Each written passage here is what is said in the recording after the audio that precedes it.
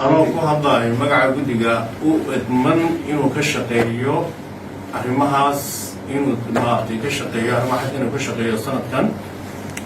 waxaan doonaynaa bacd alxamd inaan ogeysiino ummadda Soomaaliyeed oo na maqlaysa ama na arkaysa gaar ahaan shirkadaha Soomaaliyeed codsiyada u soo gudbiyay wasaaradda awqaafta arrimaha diinta si ay ugu mid noqdaan u adeegayaasha arrimaha xajka Soomaaliya sanadkan 1444 oo ku beegan 2023 dhammaan waxaan leenahay ummadda Soomaaliyeed gaar ahaan shirkadaha in uu xirmay systemkii wax lagu soo dalbayay lagu soo apply gareeyay أنا ku hadlahay magaca guddiga u idman inuu ka shaqeeyo arrimahaas inuu maartay ka shaqeeyo arrimaha inuu ka shaqeeyo sanadkan waxaan ogeysiinaynaa in systemkii uu xirmay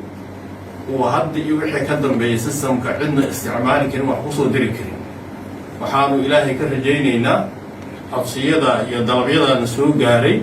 si cadaalad iyo hufnaan leh inaan ugu shaqayn doono ilaahay hortiisna أمانة أنو قارني أي تهي ومد الصوماليين تاسم شيرينا حد يوحي كدم بيتلاوة القالي دونا تلاوة وإن شاء الله سيدي لحوين نظن دون تأيان إلهي كرجينينا إلهي نوردقو أعماش الله نوصخرو سيدي عدالة الله نوافجيو إلهي سبحانه وتعالى إشيسي أيان لغير صومين إن الله يعلم خائنة الأعين وما تخفي الصدور